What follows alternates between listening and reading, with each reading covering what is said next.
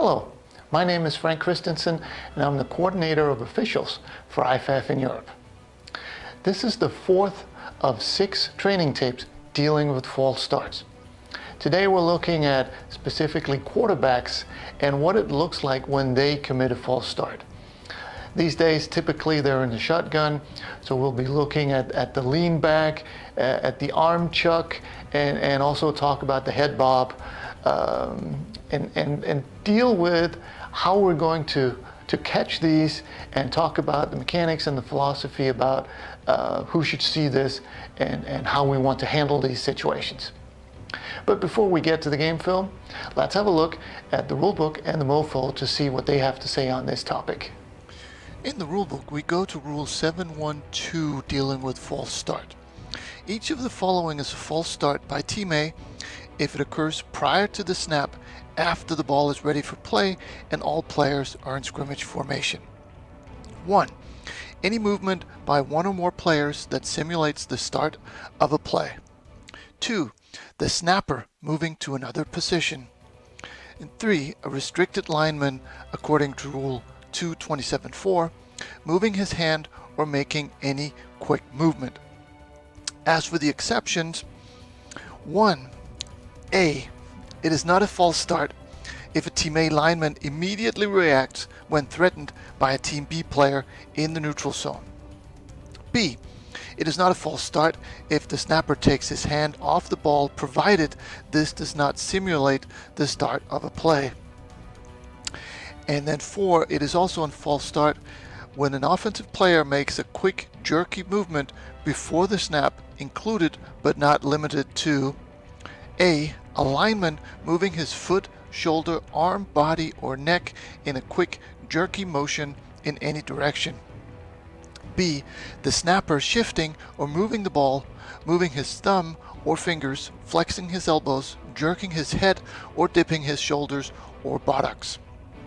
C. The quarterback making any quick, jerky movement that simulates the beginning of a play. And D. A back simulating receiving the ball by making any quick, jerky movement that simulates the beginning of the play. And finally, 5. The offensive team never coming to a 1-second stop prior to the snap after the ball is ready for play. This is an illegal shift that converts to a false start. In the MoFo, we go to section 3.2 definitions. Examples of conspicuous fouls that should be called, even though they might otherwise be disregarded as not serious, include F. False starts by a back, tight end, or receiver.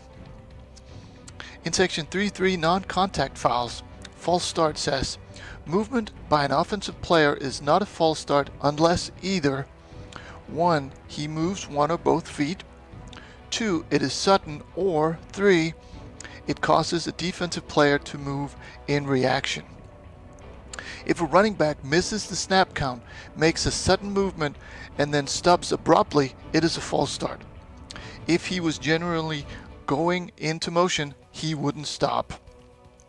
And finally, if in doubt as to whether movement was prior to the snap or not, it was not. Don't be picky on this. Now, let's have a look at some game film.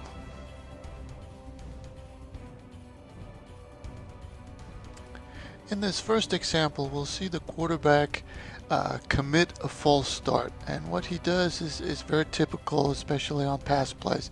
So he starts to lean back before the ball is snapped, and that is may not be a jerky move as such, but it is a simulation of the start of the play, and just like a running back can't lean forward, the quarterback can't lean backwards. So this is correctly called, and a good situation or good example of why it's important for referees and center judges to have their primary focus in the backfield, because if your focus is too much on the ball or on the line of scrimmage on the offensive line, there's a tendency to miss this because it's not a flinch that you would normally be drawn to. So The advice here is to keep your primary focus at least in the backfield so that we don't miss these.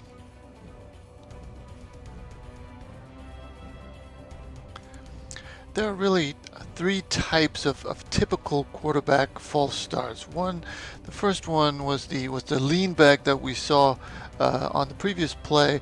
The second one is the head bob, which you can see in the shotgun. We don't see it as much anymore as we did when the quarterback was typically under center.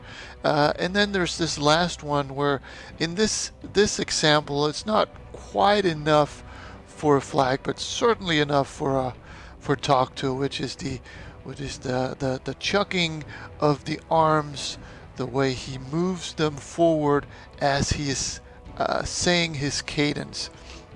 If this were to be any more flinchy or jerky, then this could certainly be a false start. Here I'm okay with this being called as a defensive offside, but I would certainly talk to this quarterback, talk to his coach, and get him to keep his arms stationary or don't move them as much, because he is right at the border of what we can allow before this turns into a false start.